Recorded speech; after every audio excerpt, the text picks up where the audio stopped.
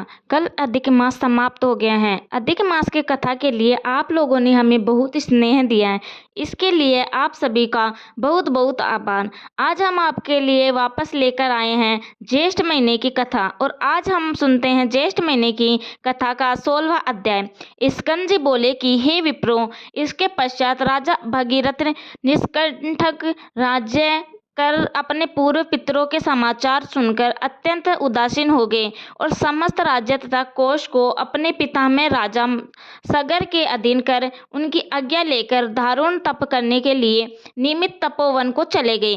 श्री शिव जी को प्रसन्न करने के लिए निराहार कर रहकर स्थिर चित्त से पंचाश्री विद्या ओम नमो शिवाय का जप करने लगे तथा 10 वर्ष पर्यंत दिन रात एक पैर से स्थित रहकर जल मात्र आहार करके तथा वायु पीकर तप करने लगे। इस प्रकार तप करते हुए जब राजा भगीरथ को बहुत समय बीत गया, तब भक्त वत्सल्य श्री शिव जी महाराज स्वयं वहां आकर प्रकट हुए। भगीरथ की भक्ति के वशीभूत होकर जब वर देने के लिए श्री शिव जी महाराज स्वयं वहां आए, तब राजा भगीरथ ने शिव जी को देखकर और प्रणाम करके उच्च स्वर से मधुर वचन बोले।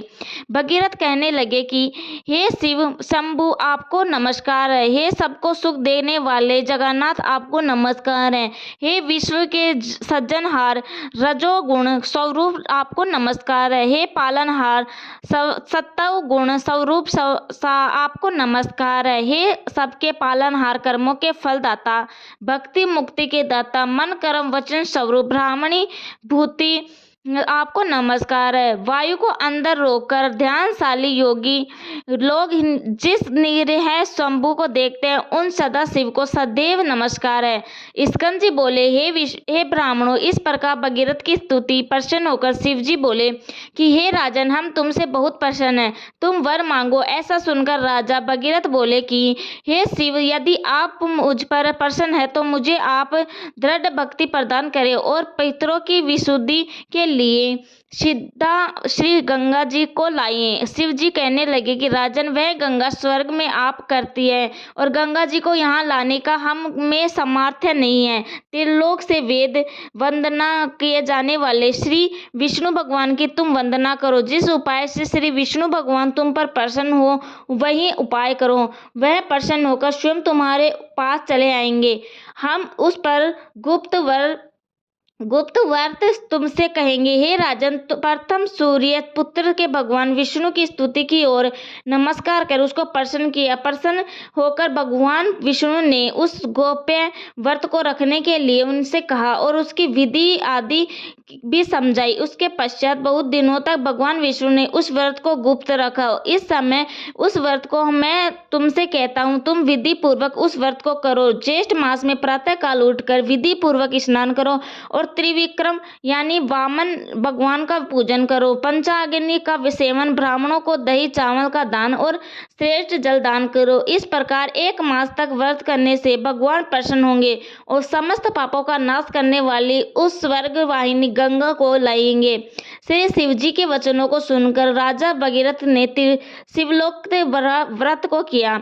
उस व्रत के अनुष्ठान मात्र से श्री विष्णु भगवान राजा भगीरथ के समीप आ गए। उन भगवान विष्णु की स्तुति तथा नमस्कार कर उनसे परम पावनी गंगा जी के लिए राजा भगीरथ ने याचना की। तब विष्णु भगवान बोले कि हे भद्र भगीरथ, तुम मंदाकिनी के पवित्र तट पर मेरे साथ चलो। वहां चलकर जप हवन स्नान द्विज तर्पण यानी ब्राह्मण भोजन और भक्ति युक्त चित्त से अनशन व्रत करो। इस प्रकार 1 वर्ष तक इस व्रत को करते रहो। पश्चात वह गंगा तुम्हारे साथ चली आएगी। भगवान विष्णु के वचनों को प्रणाम कर मानकर राजा भगीरथ ने विष्णु भगवान के साथ मंदाकिनी के सुंदर तट पर भग में स्थित होकर विष्णु भगवान के कहे हुए व्रत का परम भक्ति से अनुष्ठान किया। तब श्री सरधीरा गंगा प्रसन्न हो गई और राजा भगीरथ के सामने सुंदर नेत्रों वाली स्त्री रूप में प्रकट हो गई।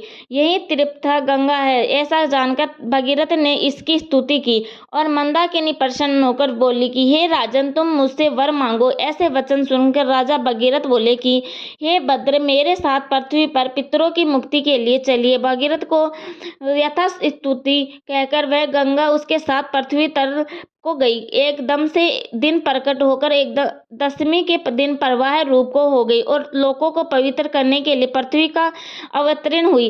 तत्पश्चात भगीरथ ने श्री गंगा जी के दिव्य जल से अपने पितरों को प्लावित किया। गंगा जल से प्लावित से वे सब भस्म राशि मंगल के पुत्र दिव्य देहधारी होकर बैकुंठ को गए। इति ज्येष्ठ मातम में गंगा वर्दी 16वां अध्याय समाप्त। जय श्री कृष्ण। राधे राधे।